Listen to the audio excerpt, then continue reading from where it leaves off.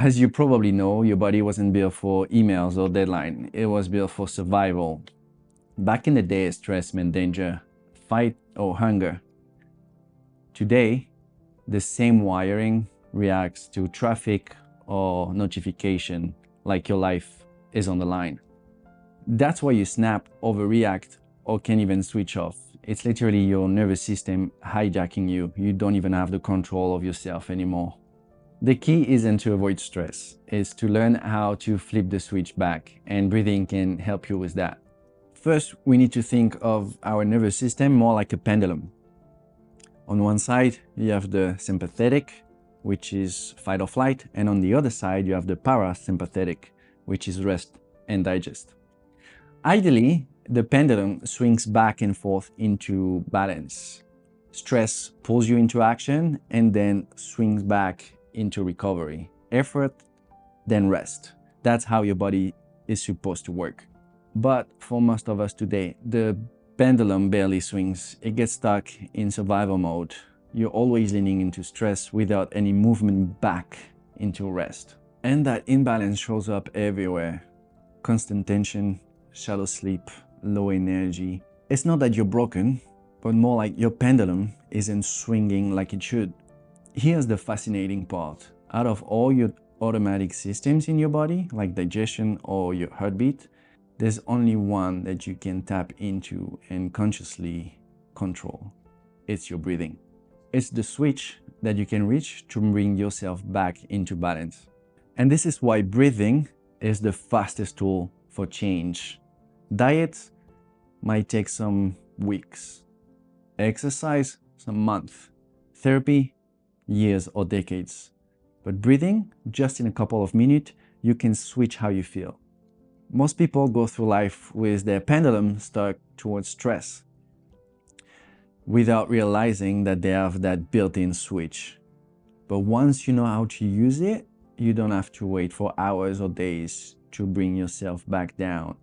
You can flip the switch yourself anytime you need to. I'm going to give you 3 tools that you can use anywhere, and to make it simple, I'm going to use the elements to demonstrate those tools. Number 1, fire, breath of fire, or kapalabhati. So we use that technique when you need to activate your body. So for example, before a training, before a meeting, or every time you feel drained. So it's a strong and quicker breathing technique that sparks energy. You need to focus only on the exhale, and the inhale will happen naturally. So it looks almost like a sneezing. It's more like that.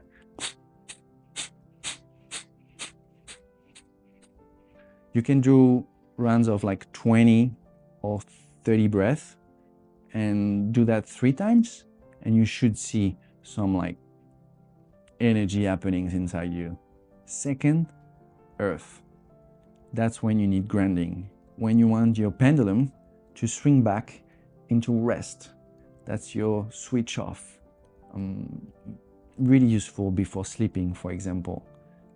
You need to focus on having a very long exhale.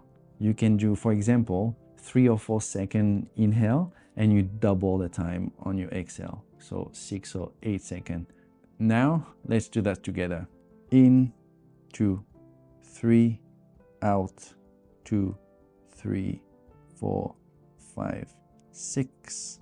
In, 2, 3, out, 2, 3, 4, 5, 6.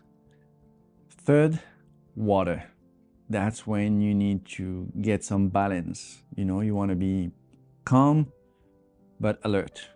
So we're gonna breathe in for 5 seconds and breathe out for 5 seconds, all through the nose. You're gonna get to a state that we call heart coherence. It's gonna sync your brain, your heart, and your breath. Everything will be in rhythm. Your nervous system will find a center. Okay, let's do that together. In, 2, 3, 4, 5. Out, 2, 3, 4, 5. In, 2, 3, 4, 5. Out, 2, 3, 4, 5. So here's something fascinating that most people don't know. Your nervous system is literally tied to your nostrils. Crazy, right? When you're in your sympathetic mode, when you're alert, for example, your right nostrils tend to be more open. But when you're in your parasympathetic mode, when you're, for example, resting, relaxing, or digesting your meal, then your left nostril dominates. And when you're fairly equal, you guessed it, it's fairly equal on your nostrils. We can do the test right now. Close one nostril and breathe in through the other one, then switch. And notice which side feels more open. That will indicate which state you are. Try that tonight, for example, after your meal. You'll see it should be your left nostril dominating.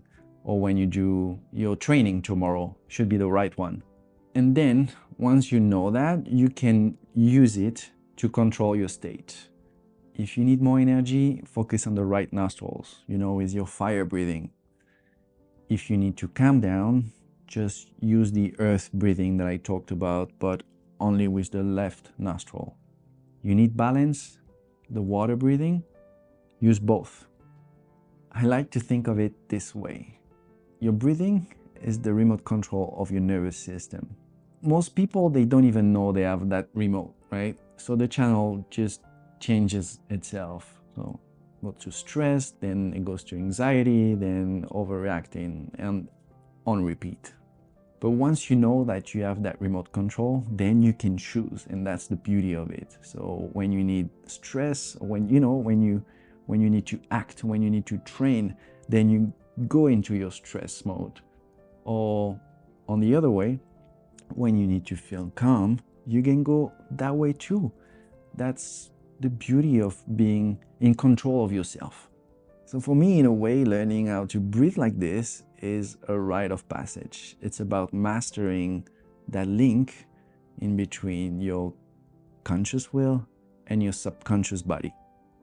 Because here's the truth. When you ignore your breath, stress is controlling you. But when you master it, you take back the control. You can finally return to calm and return to yourself. Your breath is your hidden switch, and your rite of passage is learning how to use it. And I'm here to help.